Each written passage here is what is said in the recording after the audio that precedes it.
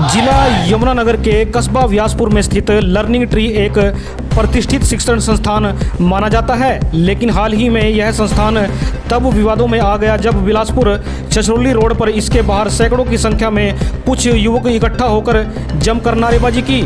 युवाओं ने सीधा आरोप लगाया कि उन्हें विदेश भेजने के नाम पर लर्निंग ट्री शिक्षण संस्थान द्वारा लगभग 30 लाख रुपए वसूले गए, लेकिन न तो उन्हें विदेश भेजा गया और न ही पैसा वापस किया गया। इसी को लेकर आक्रोशित युवाओं ने शिक्षण संस्थान के बाहर प्रदर्शन किया, सड़क पर खड़े होकर जाम लगाया और संस्थान के खिलाफ मुर्दाबाद के नारे लगाए।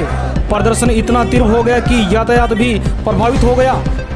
संस्थान के संचालक मनदीप कक्कड़ ने स्पष्ट किया कि लर्निंग ट्री शिक्षण संस्थान की ओर से किसी भी प्रकार की कोई धोखाधड़ी नहीं की गई है और यह आरोप निराधार हैं। इस मामले में हमें प्रशासन से क्लीन चिट भी मिल चुकी है और अब उल्टा उन्हें ही और उनके स्टाफ को डराया और धमकाया जा रहा है। उनका यह भी कहना है कि संस्थान पूरी तरह से कानून का पालन कर रहा है और इस तरह की गतिविधियों में कभी भी शामिल नहीं रहा है। और आइए आपको सबसे पहले सुनाते हैं 7X हरियाणा न्यूज चैनल को दिए गए युवाओं की तरफ से बयान। सर, हमारे साथ इस एजेंट ने लगभग 30 लाख का फ्रॉड किया है जी। पिछले 1 साल पहले हमने अपनी बहन को बाहर भेजा था।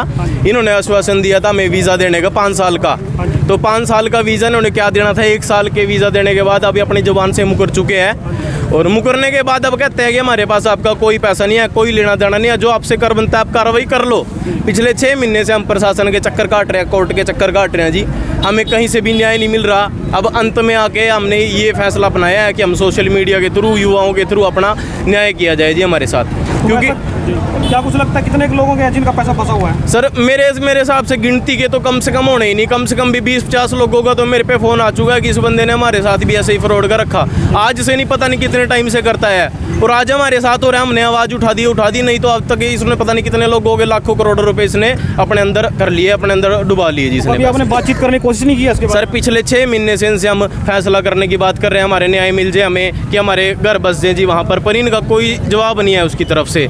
ये खड़े हैं, सरकार कहते हैं हमारे अंडर है जी और अपना जो आपसे कर बनता है कर लो। हमने पुलिस स्टेशन पे भी गए जी, SP साहब पे भी पेश हुए, बट लेकिन हमें कहीं न्याय नहीं मिला। घूम फिर के हमारा केस तक नहीं दर्ज हुआ जी अभी तक।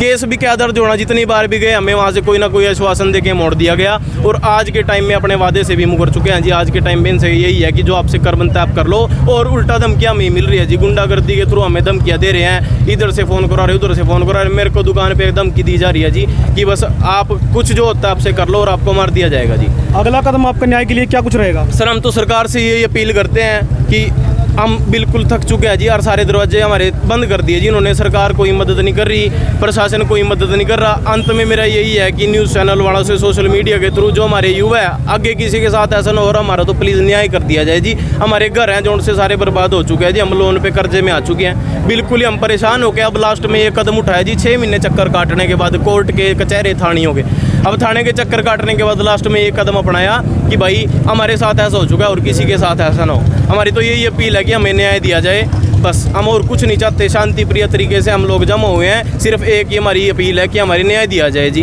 हमारे बच्चे सेटल हो जाए बस वहाँ, और कुछ नहीं हमें चाहिए जी।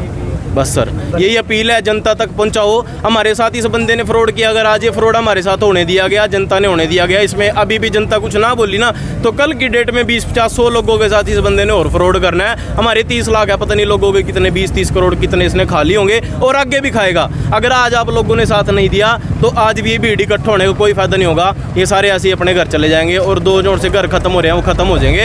हम भी बिल्कुल इतने मेंटली टॉर्चर इस बंदे ने कर दिए जी। हमारे परिवार, हमारे माता पिता, हमारे बहन, हमारे जीजा, उनका परिवार इतने मेंटली टॉर्चर कर दिए कि गंदे गंदे उल्टे ख्याल आते हैं जी।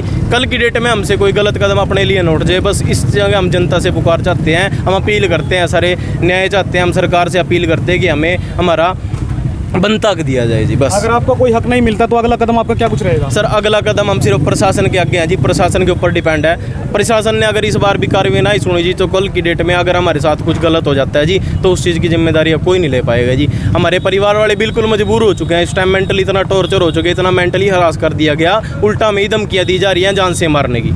तो हमारे पास एंड में कोई ऑप्शन नहीं बचेगा जी। बस ये लास्ट ऑप्शन है, ये अपील है सरकार से, पूरी जनता से कि इस टाइम हमारा साथ दे। अगर अभी भी हमारा साथ नहीं मिला तो उसके बाद कोई नहीं, मेरे हिसाब से कोई न्याय की मांग नहीं कर सकता। इनके हौसले बुलंद हो जाएंगे। आज हमारे साथ कि आगे पता नहीं कितने लोगों के साथ करते रहेंगे, अगर आज भी हमें न्याय ना मिला तो जी। मामले की सूचना पाते थाना प्रभारी व्यासपुर SHO मौके पर पहुंचे और भीड़ को तितर-बितर किया और इसकी सूचना थाना प्रभारी को दे दी गई है।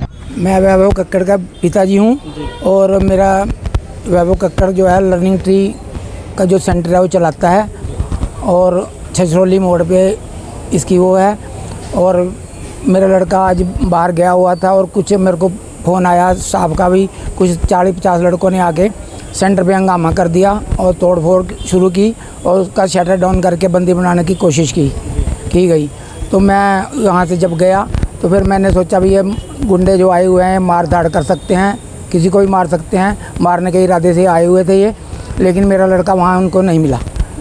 और जब फिर मैंने मेरे बच्चे पोते पोतियाँ स्कूल में जाते हैं, फिर मैंने उनको प्रोडक्शन देने की वो की और फिर मैं वहाँ गया और मैंने देखा भी वहाँ पे प्रशासन भी आ चुका था और वो वहाँ से उन्होंने हटाया उनको और मैं फिर यहाँ से आया और मैंने थाने में आके थाना प्रभारी को अपनी दरख्वास्त दी, उनके खिलाफ़ दरख्वास्त दी। सर पता चल रहा है कि वहाँ से आपको जो है जो मामला है, पूरे मामला जो बताया जा रहा है, इसकी क्लीन चिट जो है लर्निंग ट्री को मिल चुकी है, इसके बारे में क्या कुछ कहना चाहिए, क्या कुछ जानकारी रखते हैं? जो ये इसकी इन्होंने हमारे पर जो कार्रवाई की थी उसकी हमने DSP साहब से और SP साहब से हमें क्लीन चिट मिल चुकी है और ये बेबुनियाद आरोप लगा रहे हैं हमारे ऊपर और ये इनके साथ सख्त से सख्त कार्रवाई की जाए।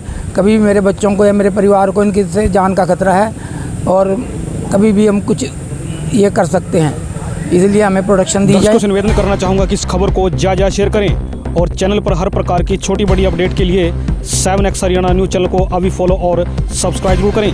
Thanks for watching 7X Haryana खंड व्यासपुर।